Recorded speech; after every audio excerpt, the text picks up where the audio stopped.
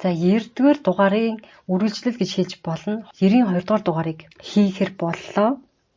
Тэгэхээр өнөөдөр шууд анх удаа ингээд манай подкастыг сонсож байгаа хүмүүсийн хувьд бол ойлгохгүй байх магадлал өндөртэй. Тэгэхээр өмнөх 91-р дугаарыг сонсвол бас арай гайгүй. Энэ 1-р дугаар маань одоо бүх өмнөх 2 жил гарангийн хугацаанд орсон дугааруудын одоо нэг юм жоохон өргөн хүрээний мэдээлэл агуулсан юм баатсан дугаар байгаа учраас ойлгоход хэцүү байх магадaltaй. За өнөөдөр болохоор тэнгэр гих үзлийн талаар тэнгэризм гэж одоо гадныхан нэрлэдэг судалдаг. Энэ үзэл нь яг юу байж болох вэ гэдэг талаар. Тэгэхээр яалтчгүй өмнөх дугаарыг сонсч ижил энэ дугаарыг үргэлжлүүлэхгүй бол Монголын өвөг эцсийн ертөнцийн үзэх үзэлд дэлхий хэрхэн үүссэн, дэлхий дээрх ан амьтан ургамал хэрхэн үүссэн, тэр дундаа хүн ямар үүрэг зориулттайгаар үүссэн гэдэг талаар ярьсан байгаа. Тэгэхээр монголчуудын хувьд энэ далд ертөнцтэй орчлон ертөнцийн ийм мэдээллийн сантай холбогдох боломжтой гэж үздэг. Тэр холбогдож чадсан хүмүүсийг бид нэр ерөнхийдөө бүү гэд нэрлэлцдэг тийм үү. Тэгэхээр бүү гэх ойлголт маань хүн төрлөختөн үүсгэхээс ч өмнө дэлхий дээр амьтад үүссэн байсан тийм үү. Тэр амьтдын дунд ялангуяа сүргийн зохион байгуулалтын амьтад дунд бусдаасаа илүү юм далд ертөнцийн гэж хэлж болохын байгаль дэлхийн энэ орчлон ертөнцийн одоо ил харагдахгүй байгаа тэр зүйлсээс мэдээлэл аваад бусдаа одоо байгалийн гамшиг тохиох ч юм уу эсвэл аюул занал ирж байгааг төрүүлж урьдчилан мэдээд бусдаа сануулдаг, анхааруулдаг тий үүрээ орхиж явдаг ч юм уу. За иймэрхүү зүйлийг энэ удирдах чиглүүлж өгдөг нэг юм бусдаасаа арай өөр харагддаг тийм амьтан байдаг гэж байгаа юм. Энийг бол амьтдын дундах одоо монголчууд бол бөө гэж нэрлэдэг. Хүн сүрэг дотор ч гэсэн яг тийм байгальтайгаа холбоотой. Угаасаа байгалийн бүтээгдэхүүн учраас бусад сүргийн ан амьтдаа яг ижилхэн л тийм амьтан байгаа л гэсэн үг. Бусдаасаа онцгой хүн маань яг бидний одоогийн олж мэдснээр бол орчин үеэр ярих юм бол арай борхцоо болчихрахаа гэдэг зүйл нь бусдаасаа илүү хөгжсөн гэсэн үг. Тэгээ энэ тэнд үүссэн, тэгээ Австралид үүссэн, Америкт үүссэн ч юм уу те Африкт үүссэн, Төв Азид үүссэн энэ тусдаа үүссэн гэж үздэг. За энэ хүн сөрөг дундаас хамгийн төрүүлж тархиныхаа хөгжлийг арай илүү ашиглаж эхэлсэн нь энэ Төв Азийн газар нутагдах хүмүүс гэж би бол ойлгодог. Тэгэхээр тэр тархиныхаа хөгжлийг ахиулснаар ертөнцийн өөрөөсөө арай илүү тийм гариг ертөнцийн бусад оршихуйдтай холбогдох тийм чадвартай хүмүүс анх энэ Төв Азийн газар нутагт үүссэн байна. Тэр хүн сөрөг дотор.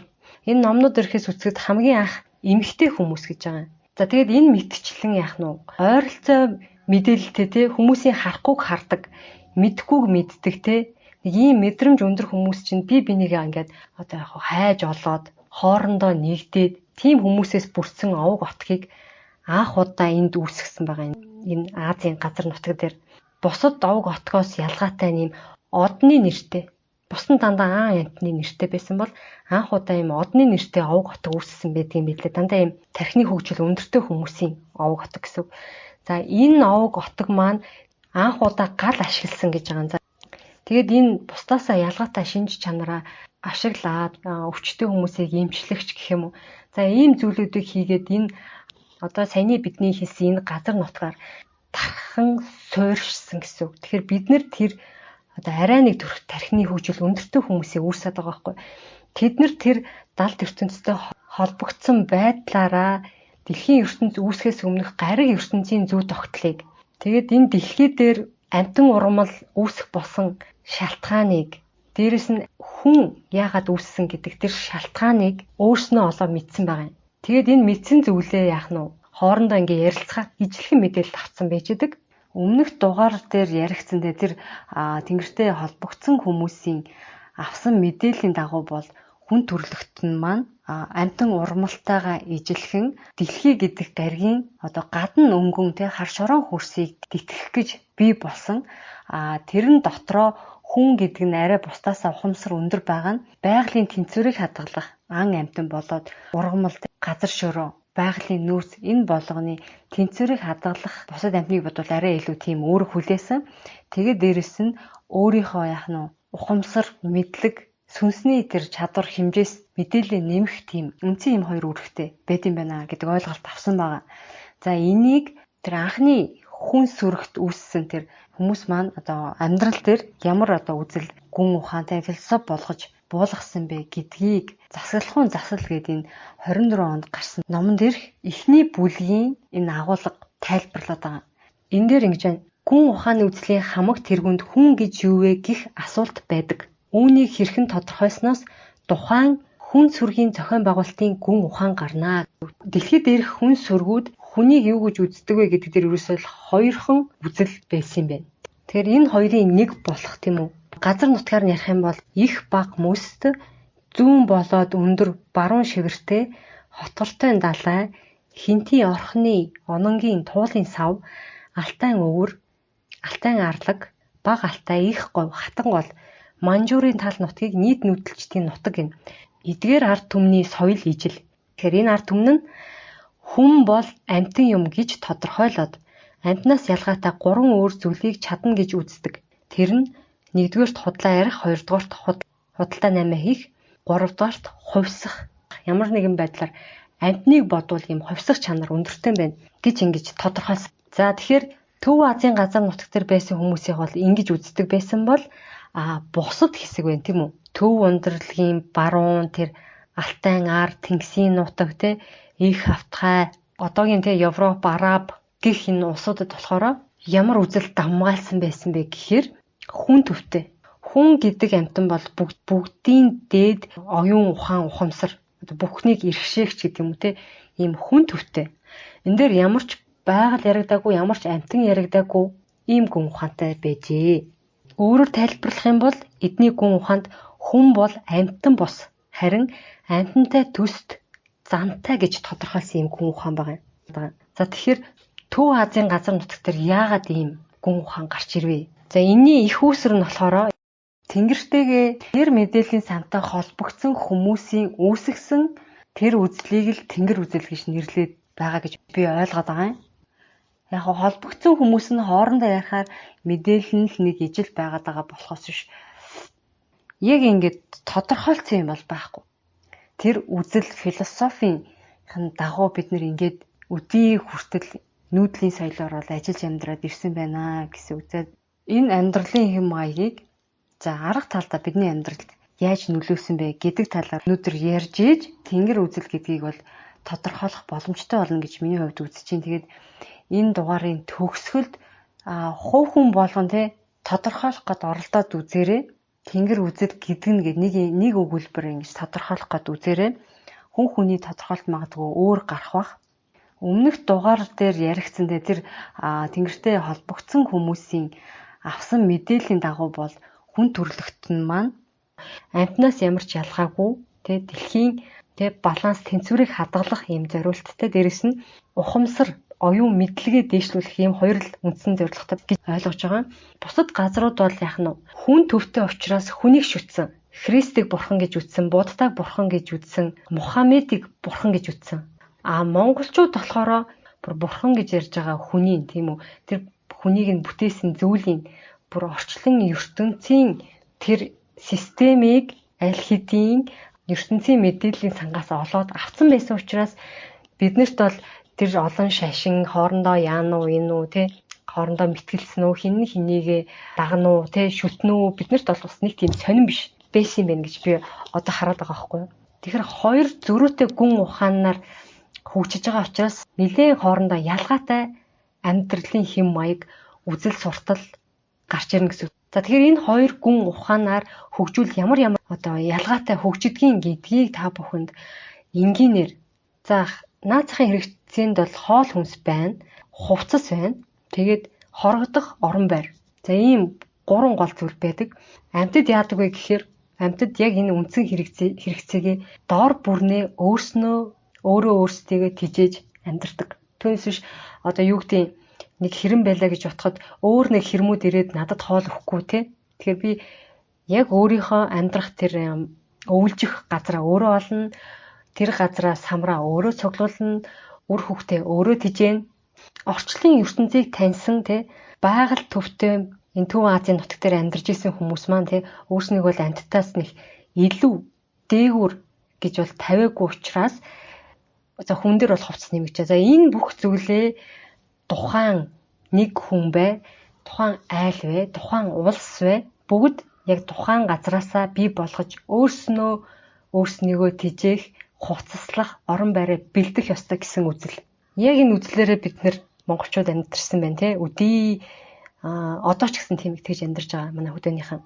Хувцмуцаад ч юм уу арай өөрснөө хийхэ болцсон болохоос биш. За хідэн малтай байлаа гэж ботход яах нь вэ? Ямар ч байсан өмсөх хувцастайгаа байна. Байгалаасаа орон сууцаа бий болгочдөг орох орон гэрээ. Аль хэдийн байгаль дээр байгаа тэр олон эмийн ургамлуудыг хизээ хаана яаж хэрэглэхээ мэддэг.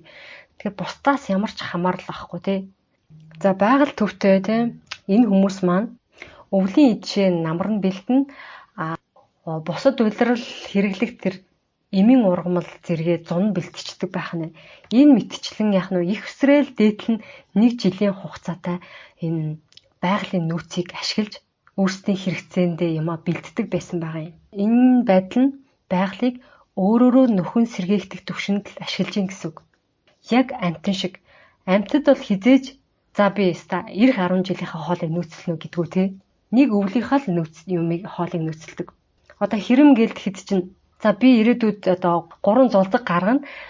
Тэр 3 зулцаганда амьдралдаа идэх самрын нөөцлчнө гэж боддоггүй үстэй. Хэрвээ тэгэх юм бол яах нь байгалийн тэнцвэр алдагдана. Бүх хэрэм ирээдүйн 10 жилдээ ирээдүйн зулцгнуудынхаа нөөцийг тэнд ингээ бэлтчих юм бол тэр ойн самар тэгэл дуусна шүү дээ. Дахиж нөхөн сэргээхэд хэцүү болж ирнэ тийм үү. Тэгэхээр бид нар байгалийн нөөцийг яг эргээд өөрөөр нь сэргээгдэх түвшинд цогцтой хэмжээгээр ашигладаг байжээ. Нэг газар тариалан эрхэлсэн бол яг тэр газараа баруунд бол жил болгон бараг тарьсааран байгаад хөрсийг нь муутгах тийм цаг үе байсан шүү дээ. Тэгээс үлд нь бордоо мордог гэдэг юм яагаад гений өөрчлөлт гэд одоо бүр ганц зодон төсвөртэй гэд бүр анхны байсан зүйлээсээ шаад өөр болтол нь юмыг өөрчлөд явж байгаа. Бидний өвөг дээдс бол яг нь байгалийн эсэргүүш байгальтайгаа хамтарч ажиллана. Нэг газар тарилаа дараа жил тэрийг нь өнжөөгөөд өөр газар тариад гих мэтчлэн яг л сэргээгдэх тэр хугацааг нь нарийн мэддэг байгальтайгаа хамтарч ажилладаг байсан байгаа юм. Тэгэхээр хэрэглээ маань энэ насаараа идэж баршгүй тийм их зүйлийг бол цуглуулна гэсэн ойлголт манай өвөг дээдсэд бол байдаггүй байжээ. Тэгвэл эсэргээрээ нөгөө хүн төвтэй гүн ухаанд суурилсан бусад улсууд нь яаж ийнэ гэхээр хідэн насаараа хэрэглэх тэр эд хөрөнгийг бий болгох гэж хичээдэг. Тийм ч учраас яах нь маш их юм хүнд цайз, ордон хэдэн зуун жилийн настай тий илүү юм бодит нүдэнд харагдаж гарт баригдах юм зүйлсүүдийг өөрөөсөө хойш ингээд үлдээх тийм сонирхол ихтэй. Өөрийг нь л хүн дурсаж явах ёстой гэж л үзээд байна л та тий. Одоо өөрөө өгсөн ч гэсэн заавал нэг өөрийнх нь одоо нэртэй тийм нэг чулуу болоо байх ёстой тий. Гэтэл энэ оршуулгын зан үйлдэл ч гэсэн яадаг вэ гэхээр энэ нүүдэлч ардууд нь болохоор яг л амтэн шиг байгальдаа уусан алгах болох. Одоо өөрийн биеэр яах нь байгаль ан амтныг хооллоод дэлхийн гадар госын хөрш шорог дитгээд өөх ёстой тий байгалаасаа бий болсон байгальдаа шингэх ёстой гэж одоо Трёгэд кинон дэр маш сайн нарийн төрсөлсөн байсан. Эртээр үе дээр болохоор манай өвгдөөс моринд ингээд налуу хідэн шургааг бэхлээд тэрэн дээрээ нас орсон хүнээ тавиад тэгээ ингээ морио ингээ чирээд явдаг байсан байгаа. Тэгээ мэдээж тэр чин удаандаа яах нь юм налуу тавьсан учраас тэр нас орсон хүн маань ингээ чирэгцээр байгаа нэг газар унаанда. Тэгэхээр тэр газар нь үлдээгээд явдаг байсан байгаа. Энэ бол яг 9-р өмнөх дугаар дээр гарсан тэр зүйл ахгүй юу? Дэлхийн хар шорон хөрсийг яг л бусад амьтан ургамал шигээ дитгэх гэж ирсэн ийм анхны үүрэг зориулттай гэсэн байсан тий. Яг тэрэн шиг дэлхийн тэр газар өнгөн хөрс хаана одоо сайжруулах шаардлагатай байгаа юм.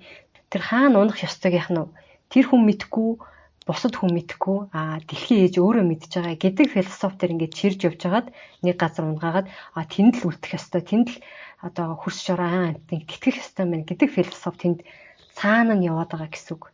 Нөгөө талаар бол яг уул мөргүү амьдрах гэдэг одоо сүүлийн үед их модонд орж байгаа үг штэ. Дэлхийн нийтээрээ уул мөргүү амьдрах гэдэг энэ философи бол яг бидний өвөг дээдсийн энэ гүн ухааны дагуу явж байгаа. Одоо жишээ нь ганц бие хүн одоо гэрээ бариад тэг хідэн малтай амьдардаг бай гэж төсөөлье. Хамаатан садангүйгээ төсөөлчээ. Тэгээд тэр хүн нас ороход тэр хүний амьдарч исэн орон гэр, мал аж ахуй, хэрглэж исэн эд зүйл тэр хүний бие зохицос тэр бүгд зүйл маш богино хугацаанд байгальдаа шингээд алга болох боломжтой.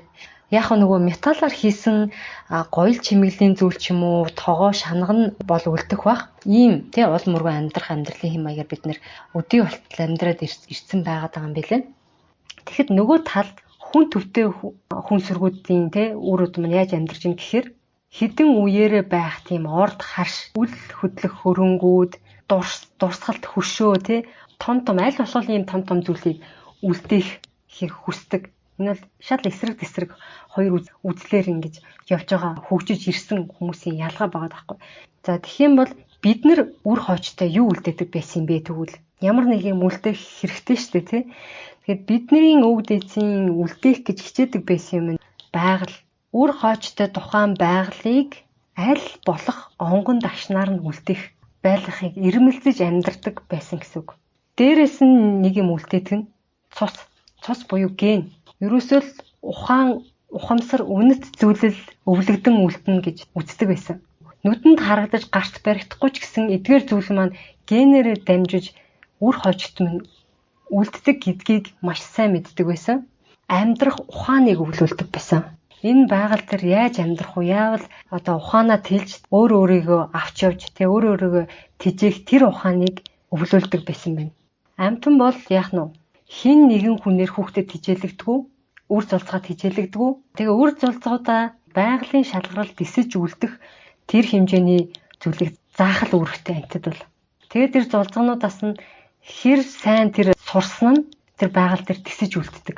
За нэг чон байлаа гэж бодоход 5 бэлтэргээ яг нь тавланд нь амьдрах ухаан тийм хоол олж идэхийг заана магадгүй нэг 5-6 сарын хугацаанд ч юм уу заана.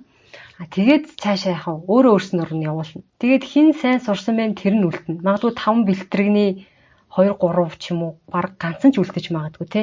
Энэ бол байгалийн шалгарал. Яг энэ шиг Монголын өвөг дээдс бол чон 5-6 сар байдаг бол монголчууд 13 нас хүртэл энэ амьдрах ухааныг заадаг байсан. Чи байгаль дээр ганцаараа үлдчихвэл юу яаж амьдрах вэ те? Яаж хоолоо олж идэх вэ? Яаж ан гөрөө хийх вэ? Нийгэмтэй яаж харьцах вэ? Эмэгтэй хүнтэй яаж харьцах вэ? Багаар яаж ажиллах вэ? Анхны тусламж хэрхэн үзүүлэхийг шаргатжуул яах юм тийм үү? Өвдүүл яах юм? Хаанаас эм тариа одоо эмийн ургамал олох юм? Мал аж ахуй яаж бий болгох юм? Хариулах юм? Ан амьтантай яаж харьцах юм? Ургамлыг яаж таньж, цаг уурыг яаж шинжиж мэдхийн гих мэтчлэн одоогийн бидний баг 50, 60, 70 нас хүрсэн хүний ч олж аваагүй тэр их мэдлэгийг өвлгүүлж үлдээдэг байсан байна үр хүүхдтэй. Бүх насанд хүрсэн хүн хүүхдүүдийн багш гэсэн үг. Тэгээд 13 нас хүрлээ тэр их мэдлэгийг олж авч чадсан нь хүний тоонд тоологддог. Тэрнээс доош насныхан бол хүний тоонд тоологддгүй байсан. Ягаад гэхээр хэрвээ тэр мэдлэгийг 13 нас гэхэд эзэмшиж чадахгүй бол тэр хүн амьд гарахгүй байх магадлал өндөртэй байдаг байсан учраас хүний тоонд оруулж тоолдгүй байсан юм билээ. Бидний өвгдөц оюун ухаан мэдлэгийг ген дамжуулж өвлүүлэн үлдээх үр хоочоо төрөх тэр байгалыг яг хэвээр нь үлдээх за ийм хоёр л зүйлийг үр хоочтой үлдээдэг байсан ийм философитой хүмүүс юм байна. За тэгэхээр манай өвгдөц маань яах нь тэр орчлон ертөнцөөс авсан мэдээллийнхаа дагуу яаж амьдрал зөв байх юм бэ гэдэг ийм амьдралын хэм маягуудыг ерөөсөө амтнаас нэг тийм илүү их хитлэхгүй байвал болох юм байна. Тэгээ дээрэс нь яг уу генээ сайжруулаад эрдэм мэдлэгээ амьдрах хугацаанд сайжруулаад үр удамдаа дамжуулахад л болох юм байна гэсэн юм хоёр үндсэн тийм үү гүн ухаан болж таарсан байгаа. Энэ нь болохоор л ерөөсөө тэнгэр үзлийн гол суурь гэсэн үг. Тэгээ багцлах юм бол саяны ярьсан зүйлсүүдийг ерөөсөө 5 агуулга тувааж болж байгаа. Нэгдүгürt нь болохоор хэрэгцээгээ тухайн байгаа газраасаа өөрсдөө бүтээн байгуулж бий болгох. Одоо баялаг бүтээх гэж ярьдаг тэр зүйлээ гол нь хамгийн анхаарах зүйл нь тухайн газраасаа. Түүнээс биш монголчууд явж исэн Африкт очингуудаа Африкаас кофе авчрахыг хэлэхгүй байгаа байхгүй юу? Мөн Африкийн хөрсийг сүйтгэн барин байж дэлхийн хүн амыг кофегоор хангах ёсгүй байгаа байхгүй. тухайн газар дээр хүмүүс тухайн газараас өөрснийхөө зүйлийг л бий болгох. Түүнээс бүр бусад дэлхийд даяар хүнийг ч хангах ёсгүй байгаа. Хэрвээ тэгнэ гэх юм бол тухайн газар нутгийн тэнцвэр алдагдана, хөрсөн илэгдэн тийм үү, зүлжилт явагдана. Хоёрдугаарт нь болохоор байгалийн нөөцийг нөхөн сэргээгдэх төвшөнд л ашиглана. Тэгэхээр ямар нөөц хэдий хэр хэмжээнд нөхөн сэргээгддэг вэ? Нэг жилд хэд орчим хэмжээгээр ашиглах боломжтой вэ гэдэг тэр тоо хэмжээг тийм үү, тэр хувийг манай өвгд эз маш сайн судлаад мэдсэн байсан бэлээ. Окторгоо ертөнцийн ч юм уу те тэнгэртэйгээ холбогдоод мэдээлэл авдаг ч байдаг байсан бах. Өөрснийхөө амьдралаар судалж мэдсэн ч байсан бах. Одоо жишээ нь маш сонирхолтой заяа энэ номон дээр зэстэр ийм жишээ гарч ирсэн. Одоо бид нэр сайн мэдэн шүү дээ те. Эрдэнэт хотын зэрэгцийн уурхагаас зис аваад тэр нэг юм цагаан овоолго гэж байдаг та. Гарсан тийм одоо хаягдал гэж хэлэх үү, юу гэж хэлэх үү? Тийм цагаан овоолго байдаг. Хэрвээ заяа тэр газар доорх зисээс тодорхой хэмжээнд аваад үлдсэн зэстэр нь тэр цагаан овоолгыг буцаж булаад орхих юм бол 500 жилийн дотор эргээд тэр уурхайн зис нөхөн төлжиж бий болсон байх юм билэ. Зисийн нөхөн сэргээгдэх хугацаа нь 500 жил гэсэн үг. Гэхдээ тухайн ордны зисийг 100% гэж үзвэл 100%-ийн олборлоод буцаагаад тэр хаягдлын цагаан боосыг хийлээ гэж бодоход эргээд нөхөн сэргээхдэггүй байх. Яг хэр хэмжээнд ашиглачаад буцаагаад хийхэд зис нөхдгийг яг нарийн доол би бол мэдэхгүй байна. Ямар ч байсан 500 жилийн хугацаанд эргэн нөхөн одоо сэргээгдэх боломжтой гэж байна. Тэгэхээр бусад металл тийм үү, нүүрс ч юм уу бүгд нөхөн сэргээгдэх тодорхой хэмжээний хугацаатай ашиглагдах тодорхой хэмжээг нь бас заасан юм байдгийн байна. Бидний одоогийн шинжлэх ухаанд л энийг судалж мэдэж гаргаагүй боловч бүгд ингэж нөхөн сэргээгдэх хугацаатай болж таарсан.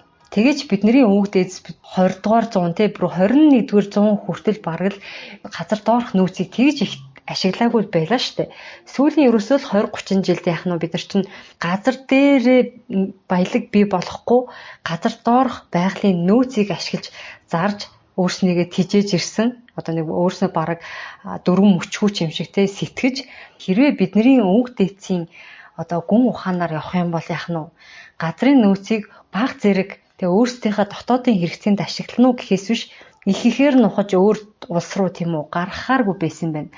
Өөрсдийн эдэж хэрэглэх тэр хэрэгцээгээ өөрсдөө газрын гадаргаасаа хангалттай бий болгох угаасаа газар нутагтай хүмүүс шүү дээ тий. Тэгэхээр тэхэл байсан юм байна. Уг нь бол тэгэхээр бид нар бол шал эсрэгээр нь хийгээд байгаа болж тараад байгаа. За тэгэхээр хоёрдугаарт нь байгалийн баялаг нөхөн сэргээгдэх төвшөнд л ашиглах. Гуравдугаарт нь болохоор уул мөргүй амьдрах. Энэ талаар бол ойлгосон бах тий. Уул мөргүй амьдрахын тулд бид нэр ерөөсөө л цэвэр байгалийн гаралтай бүтээгдэхүүн хэрэглэх, хувцас өмсөх, байгалийн гаралтай материалаар амьдрах, орон сууцаа барих, тий, пластика зогсоох. Одоо ерөөсөө л 1800-аад оны үед л дэлхийн нийтээр яаж амьдардаг, ямар хэрэглээтэй байсан, яг тэр төвшөндөө л байгалийн гаралтай юм хэрэглэхэд болчихж байгаа. За дөрөвдүгüүрт нь болохоор байгалаа аль болох байсан хэвээр нь үр хойчтой үлдэх. Дээрдүүлээд ингээд нөхөн сэргээхгүй махад ядаж дордуулахгүйгээр үр хойчтой үлдэх гэсэн агуулга явж байгаа. Тэгэхээр өмнөх тийм үү хэрэгцээгээ тухайн газараасаа хангах, байгалийн баялагийг нөхөн сэргээгдэх хэмжээнд ашиглах, уул мөргөө амьдрч чадах юм бол энэ дөрөв дэх байгалаа аль болох хэвээр нүр хойчтой үлдээх гэдэг энэ маань хангагдчихаар юм билэ. Бүрэн хангагдах боломжтой. За 5 дугаарт нь болохоор үр хойчтой сайн генийг шилжүүлэх, дамжуулан үлдэх гэж байгаа. Сайн ген гэдэг маань ерөөсөө байгаль орон зайдаа амьдрах, өөрийгөө аваад явах чадвартай тийм генийг л үлдээх гэсэн үг. Тийм генийг үлдээхийн тулд тийм гений инженерчлэл маш сайн хийдэг байсан байлээ шүү дээ. Тэр Монголын нууц товчооны тайлал MNT код гэдэг сурлууд дээр би ярьсан байгаа. Ямар овог аймагт ямар хүнс ингэж дагнаж хэрэглүүл одоо ямар гений өөрчлөлт гарч ийн гэдгийг хүртэл судалдаг байсан байлээ. Энэ овогт ерөөсөө дан илжигний мах идүүлээ, энэ овогт дан үхрийн мах идүүлээд үзье гэд тэгээс хэр одоо хүмүүс сайжирж ийн гэдгийг хүртэл туршдаг байсан юм билээ. Тэгэхээр байгаль дээр тесэж үлдэх сайн генүүдийг бий болгох, үр удамдаа ингэж шилжүүлэх тал дээр маш сайн анхаардаг байсан. Тийм ч учраас бид нэр өнөөгийн бидний ген тийм үү альва юмд дасан зохицох чадвар сайн, тэгээд потенциал өндөртэй гэж ярьдаг те. Эн чинь бол зүгээр ч нэг бид нар тийм байгаад байгаа биш юм байлээ. тэд нар маш сайн хичээсний үр дүнд бидний ген одоо ийм байдалд байгаад байгаа юм гэж ойлгосон. Тэгээд тэр дундаа алтан уургийн ген гэдэг бол шал өөр. Гений маш өндөр түвшний инженерчлэл хийлэгдсэн юм удмынх юм бэлээ. За тэгэхээр энэ тавыг л одоо амьдралын хэм маягтай тийм үү үзэл сурталтай, хуулиа батлагтай оруулаад хийж чадах юм бол бид нар тэнгэр үзлийн дагуу ажиллаж амьдарч байна л гэсэн үг болох юм байна. За одоо тэгэхээр бид нар саяны ярьсан агуулгуудыг багтаагаад энэ тэнгэр үзэл гэдгийг нэг юм өгүүлбэрт оруулаад тодорхойлолтын бичгээд үзье. Хамтдаа оролдоод үзье. Тэгээ тэр нь маш ойлгомжтой. Саяны зүйлүүдийг нэгээд бүгдийг багтаацсан байвал маш сайн. Гэхдээ багтаахад жоохон хэцүү санагдсан л та. За тэг юу ч гэсэн оролдоод үзье. Нэгдүгээр хувилбар нь бол ийм байна. Орчлон ертөнцийн хуулийн дагуу амьдрах үзлийг тэнгэризм гинэ. Буюу тэнгэр үзэл гинэ гэж байна. Орчлон ертөнцийн хууль гэдэг маань л ерөөсөө тэр орчлон ертөнцийн мэдээллийн сангаас улаач гинөө, зүүн бүлэгтэн гинөө тэр хүмүүс маань одоо холбогдоод тэр мэдээллийг авангуудаа бид нар чинь ийм зориулалтаар те дэлхий дээр бий болсон юм байна. Тэгвэл ингэж амьдрал иймийг баримтлал зөв амьдрсан болох юм байна гэж ингэж гаргаж ирсэн байгаа учраас орчлон ертөнцийн хуулийн дагуу гэж би хэлэх гээд байгаа. Гэхдээ энэ дээр нэг жоохон сөрөг юм гарах нь орчлон ертөнцийн хууль гэдэг нь яг юу юм гэдэг юм асуулт гарч ирэх гээд байгаа. Жоохон бүдэг бадаг. Тэгэнгүүт нөгөө бусад орны одоо энэ тэнгэризмийг судалж байгаа хүмүүс нэлээд сүүлийн үед их гарч ирсэн байна. Ялангуяа Туркууд одоо тэнгэр үзлийг үндэслэгч гэж баг одоо болох гээд байгаа юм уу да. Ойр орчмын юм одоо улсуудыг нэгтгээд те тэнгэр үзэлтний баг төмөө маягийн юм бий болох гээд үзэж байгаа юм шиг байна шүү дээ. Монголчууд бид нар өөрснөө ядаж дундаа нэг ийм тодорхойлолттой тийм үү нэг чиг чугамд байхгүй бол тэр олон улсууд болгон ингээд бас яг нэг юм дээр тогтож бас чадахгүй байгаа энэ тэнгэризм гэдэг тодорхойлолтыг өөрсдийнхөө газар нутгийн өөрсдийн үндэсний ч юм уу өөрсдийн шашин шүтлгийн зүйлүүдийг оруулж шингээж ингэж энийг тайлбарлах гэдэг учраас ингээд маш олон өөр ийм тайлбарууд гарч ирээд байгаа юм байлээ. Тэгэхээр бусад улсууд ч гэсэн хүлээн зөвшөөрөхгүй байхын аргагүй тийм тодорхойлт байвал бүр сайн. Тэгээ энэ дээр бол орчлон ертөнцийн хууль гэхээр одоо бас тэр улс болгон өөрөөр тайлбарлах магадaltaй юм шиг санагдаад байгаа юм. За ууг нь бол энэ орчлон ертөнцийн хууль гэдэг үгийг довчлох бол боломж байна. Жам гэдэг үг чинь ууг нь энэ гурван үгийг багтаачиж байгаа байхгүй юу? Жам чинь бас мон гэдэг үгтэй ижилхэн утгатай. Мон гэдэг маань бас байгалийн хууль, ертөнцийн хууль, жамын дагуу, байгалийн хуулийн дагуу тэгээд дээрэс нь анхдагч жамаараа байгаа тэр зүйлүүдийг бас мон гэж нэрлэдэг юм байлээ. Тэгэхээр за гол гэдэг нь голдогч, дагагч гэсэн юм утгатай. Тэгэхээр юу гэнэ мон гол гэдэг үг маань ерөөсөө саяны өгүүлбэрийг багтаачиж байгаа гэсэн үг. Орчлон ертөнц буюу байгалийн хуулийн дагуу амьдрах үзэлтэй тэр хэсэг бүлэг хүмүүсийг л монголчууд гэдэг байгаа юм билээ. За эхнийх нь бол нэг ийм тодорхойлолт. Нэг эрсдэлтэй юм нь ерөөсөө орчлон ертөнцийн хууль гэдгийг өөрөөр тайлбарлах магадaltaй. За хоёрдугаарх тодорхойлолт нь нэг ийм тодорхойлт гаргасан. Хүн нь бусад амьтнаас давуу эрх эдлэхгүй бөгөөд альва зүйлийн тэнцвэрийг хадгалан амьдрах үүрэгтэй гих үзлийг тэнгэр үзэл гинэ. За ямар сонсогч чинь. Хүн нь бусад амьтнаас давуу эрхтэй биш. Тэгээд дээрэс нь альва зүйлийн тэнцвэрийг хадгална. Энэ альва зүйл гэдэгт бол амьтан, ургамал, хүн хоорондын харьцаа тий эрэгтэй эмэгтэй хүн хүүсийн тэнцвэрийн харьцаа гэд бүх зүйлийн тэнцвэрийг гэсэн үг. Хэрэглээний тэнцвэр тий хит их хэрэглэхгүй бага хэрэглэхгүй, хит их идэхгүй бага идэхгүй, хит их унтахгүй бага унтахгүй тий гих мэтчлэн бүх зүйлийн тэнцвэрийг хадгалах юм үүрэг зориулттай бодгаал юм аа тийм үү. Амьтан юм аа гих тийм үзлийн дагуу амьдрахыг л тэнгэр үзэл гинэ гэсэн байгаа энэ хоёр дахьт нь.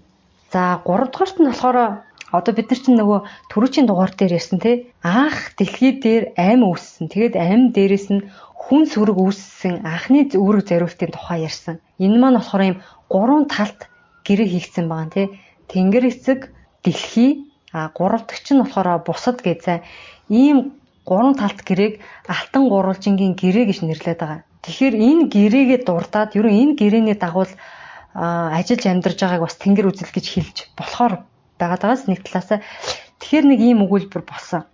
Алтан гурвалжингийн гэрээ буюу амьд биес хүн сүрэг үүсэх босон анхны үүрэг зориулалтынхаа дагуу амьдрах үзлийг тэнгэризм гинэ гэж байгаа. За энэ дээр бол ингээд бид нар одоо уншиж судалсан ч юм уу номон дээр бичсэнийг мэдж байгаа хүмүүс бол энийг ойлгох чинь. Гэтэл яг энэ алтан гурвалжингийн гэрээ гэж юу гэдгийг мэдэхгүй хүмүүст бол бас янз бүрээр тайлбарлаад ингээд өөр юм болгоод явчих магадлал бас өндөртэй байгаа юм. Энэ тодорхойлолтын дээр алтан гурвалжин гэрээ гэдэг нь ийм байна гэсэн бас нэг тодорхойлолт давхар байж иж яг боломжийн гэж харагдаад байгаа. Тэгэхээр одоо бол энэ гураас хамгийн тохиромжтой нь бол энэ хоёр дахь нь санагдчихэв. Хүн нь бусад амьтнаас давуу эрх идэлхгүй гэдэг маань түрүүний ярьсан агуулгууд байгаа шүү дээ. Амьтан шиг яг л нэг хэрэгцээндээ тааруулж юмаа нөөцлөн өөрөөсдийнхээ амьдрах зүйлийг өөрөөсдөө бий болгоно.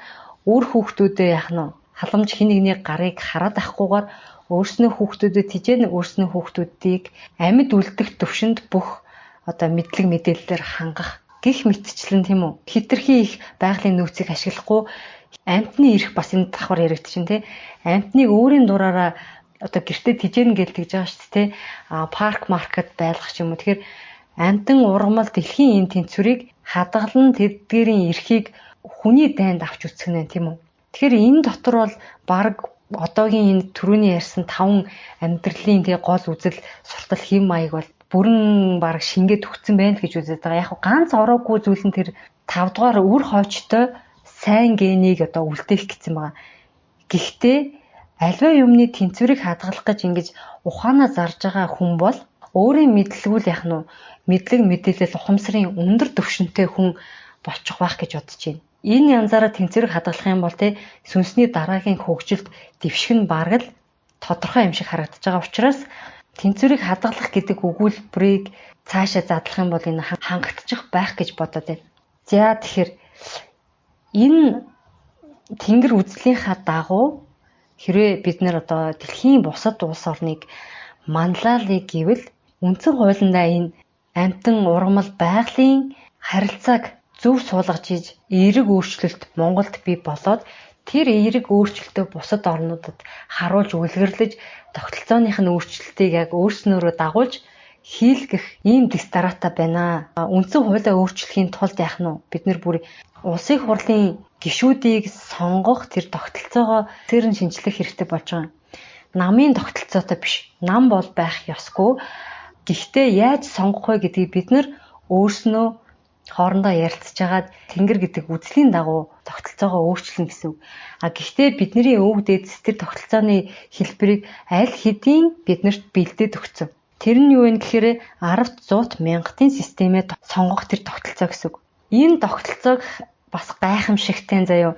Онгод тэнгэр гэх тэр хий биетүүдийн хоорондын захирагдах тэр тогтолцоог хуулбарлаад авсан байлээ. Бид нар 99 тэнгэр гэд нэлээд сонссон байгаа бах тий. Би бол энийг тайлбарлахдаа 99 өөр төрлийн үйл ажиллагаа явуулдаг юм яамдууд гэд ойлгочих болно гэж ярьсан тий. Одоо гаригууд гэж ойлгочих болно. Тэр 99 гариг дээр одоо 99 өөр төрлийн үйл ажиллагаа явуулдаг онгод тэнгэр гэх хий биетүүд тэн дээр ажиллаж амьдардаг гэсэн үг. За тэр 99 нь нэг юм дээдлийн удирдлага байгаа. Тэрний доор 9 гол яамд байгаа гэсэн үг. Бидний хар төсөөлөх юм бол боловсролын яам, эрүүл мэндийн яам, гадаад харилцааны яамч гэдэг юм уу те. Ийм 9 гол яамд байгаад тэр яамдууд нь доороо яамд болгон 10 задардаг. За эрүүл мэндийн яам гэхтэл дотор яах юм халдварт өвчин хариуцсан хүүхдийн эрүүл мэндийг хариуц хөгшин настай хүмүүсийг эрүүл мэндийг хариуцсан гэдэг юм уу.